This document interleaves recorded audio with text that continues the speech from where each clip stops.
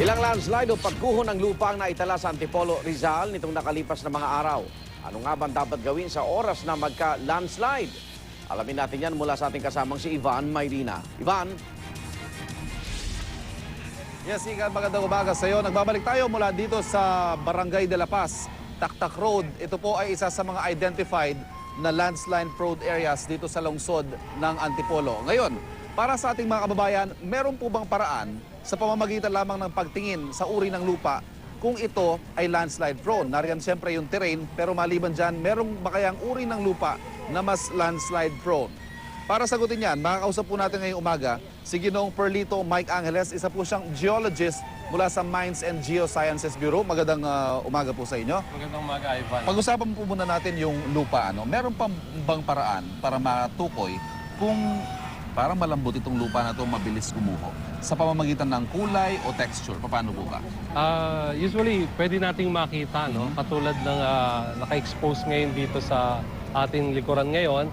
Kung makikita mo at yung bandang taas na may mga dinadaanan ng tubig, marka ng daan ng tubig, ito yung mga nakapagpapahina sa slope. No? Okay. Kapag na-oversaturate, at time will come na pwede siyang bumagsak talaga. At ang saturation po nanggagaling maliban doon sa Sa mga tubig bukal. ulan. Doon sa Tubig ulan. Yeah. Especially at this particular time of the year, nakikita po natin, madalas yung mga pagulan natin, malalakas ang mga pagulan. Yung lupa ho talagang parang clayish na, no? Oo, talagang lumalambot. At dito sa Antipolo, ganito yung typical soil and rock formation. Talaga yung kanyang lupa talagang clayey. Ito ho, pakita lamang natin, ito yung lupang tinutukoy ni Ginoong Angeles. Ito yung talagang lumalambot. Ngayon, ito naman pong slope na to, itong terrain na to. Ano pong masasabi niyo dito bilang isang geologist?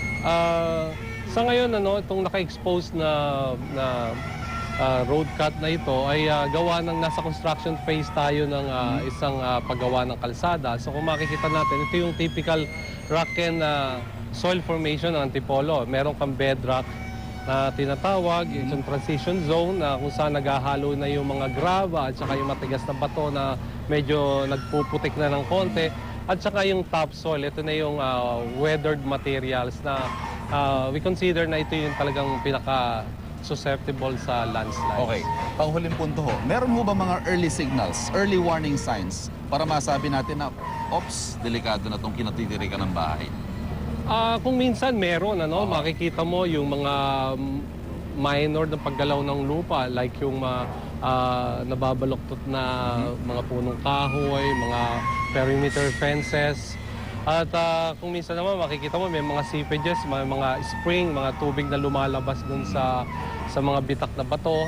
At kung minsan din may mga tension cracks na tinatawag na makikita mo to sa lupa, minsan mahaba talaga to. At ito yung mga bumibigay kapag magla-landslide. Okay, yan po mga kapuso, mga early warning signs na posible baka magkaroon ng pagguho sa ating kapaligiran.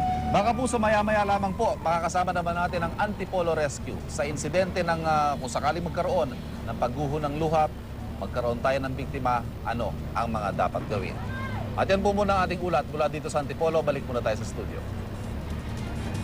Maraming salamat, Ivan Mayrina.